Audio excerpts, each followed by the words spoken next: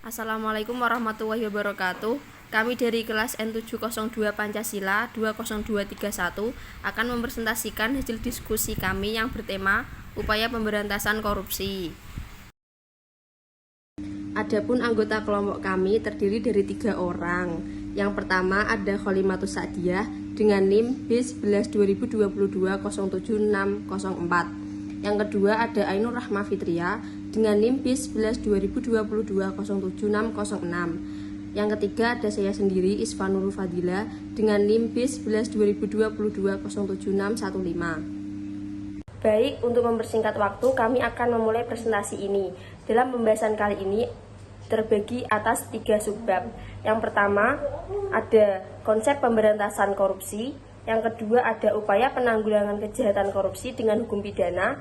Yang terakhir ada strategi atau upaya pemberantasan korupsi. Upaya pemberantasan korupsi.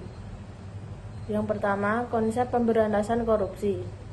Komitmen pemerintah dalam pemberantasan tindak pidana korupsi hingga saat ini tidak pernah surut.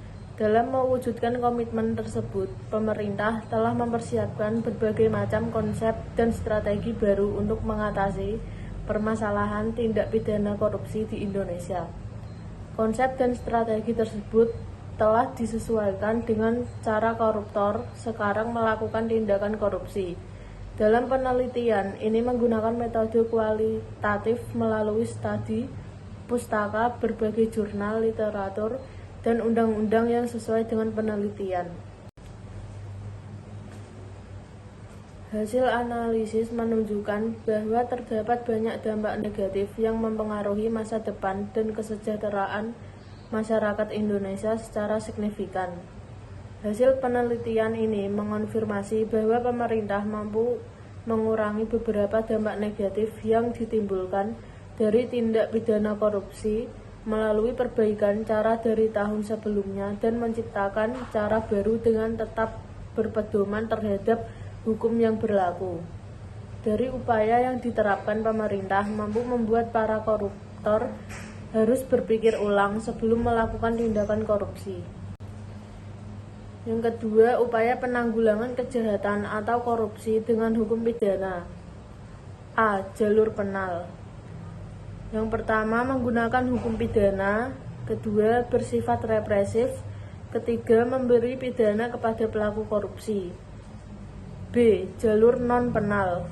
Yang pertama, diselesaikan dengan sarana non-penal. Kedua, bersifat preventif. Ketiga, menangani faktor penyebab korupsi. Pertimbangan upaya penal. A. Secara dogmatis. Sanksi pidana merupakan sanksi paling tajam dalam bidang hukum, digunakan sebagai cara terakhir. B. Secara fungsional atau pragmatis. Operasionalisasi dan aplikasinya menentukan biaya yang tinggi. C. Pertimbangan lain.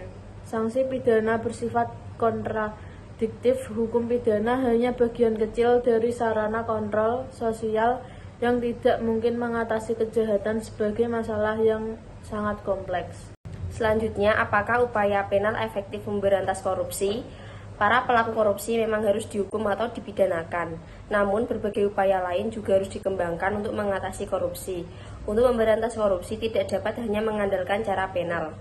Hukum pidana dan pemidanaan bukanlah obat yang manjur untuk menanggulangi kejahatan atau hanya salah satu cara untuk memberantas korupsi. Yang ketiga, ada strategi atau upaya pemberantasan korupsi. Yang pertama, pembentukan lembaga anti korupsi. Adapun cara-caranya, membentuk lembaga independen khusus korupsi. Yang kedua, memperbaiki kinerja lembaga peradilan. Yang ketiga, meningkatkan kinerja lembaga-lembaga audit. Yang keempat, reformasi birokrasi dan reformasi pelayanan.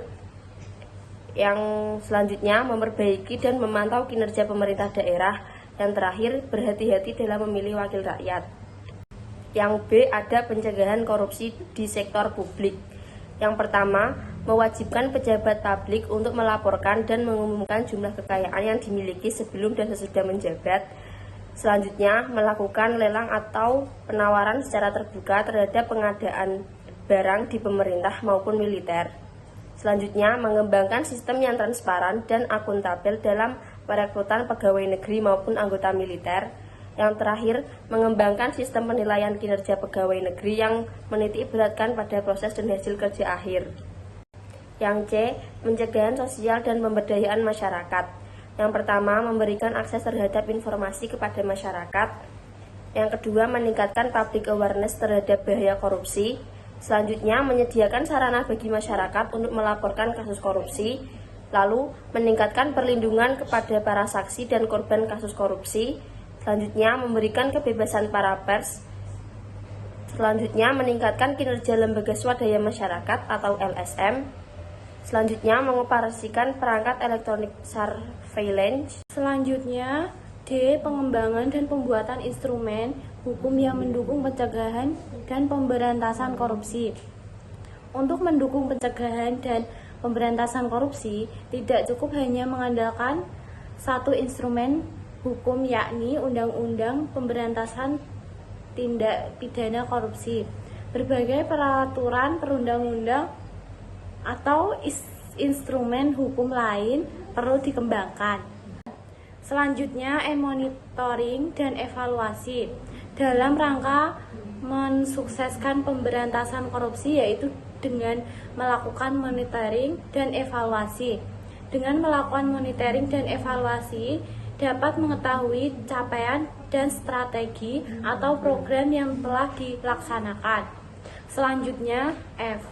Kerjasama internasional. Yang pertama, melakukan kerjasama internasional, yaitu antar negara dan internasional NGOs. Selanjutnya, contohnya transparansi internasional atau TI, misalnya membuat program internasional integrity system.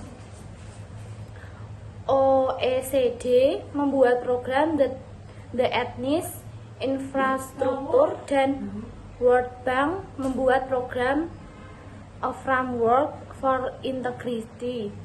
Sekian presentasi dari kelompok kami. Bila ada salah kata, kami memohon maaf sebesar-besarnya. Terima kasih. Wassalamualaikum warahmatullahi wabarakatuh.